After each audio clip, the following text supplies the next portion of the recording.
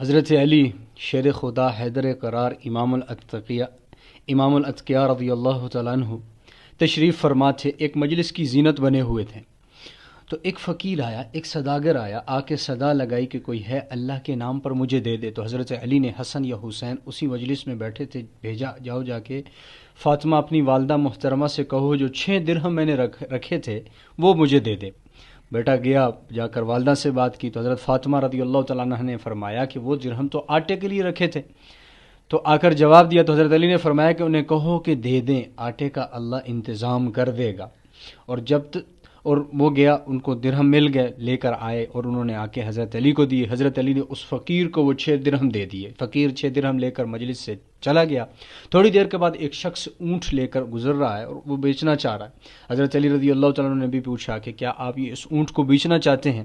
تو کہا ہاں حضور بیچنا چاہتا ہوں۔ حضرت علی نے فرمایا کتنے کا؟ کہا 140 درہم کا۔ حضرت علی نے فرمایا اس اونٹ کو یہاں باندھ دو، لیکن اس کی قیمت میں کچھ دنوں کے بعد ادا کروں گا۔ تو انہوں نے کہا ٹھیک ہے، اونٹ باندھ کر وہ چلے گئے۔ ایک بیوپاری گزر رہا تھا، اس نے پوچھا کہ یہ اونٹ کس کا ہے؟ تو بتایا حضرت علی نے یہ اونٹ میرا ہے۔ کہا بیچنا ہے؟ کہا ہاں جی بیچنا ہے۔ کتنے کا؟ 200 درہم کا۔ تو انہوں نے 200 درہم بیوپاری نے حضرت علی کو تھمائے، اونٹ لے کر چلے گئے۔ 140 درہم حضرت علی نے جس پہلے جس شخص سے اونٹ خریدا تھا اس کو جا کر دیے، اور 60 درہم حضرت امی فاطمہ رضی اللہ تعالیٰ عنہ کے پاس بھیجے، اور فرمایا من جاء بالحسنۃ فلہ عشر امثالھا، کہ جو ایک، اللہ فرماتے ہیں جو ایک کرے گا ہم اس کو 10 عطا فرمائیں گے۔ آپ نے 6 دیے تھے تو ایک کے بدلے میں 10 ہے، تو یہ 60 درہم آپ رکھ لو۔ تو پھر فرمایا کہ تب تک انسان کامل یقین والا نہیں بن سکتا کہ جب تک اس کو جو اپنے پاس ہے اس سے زیادہ جو اللہ کے خزانوں میں ہے اس پر یقین نہ آ جائے۔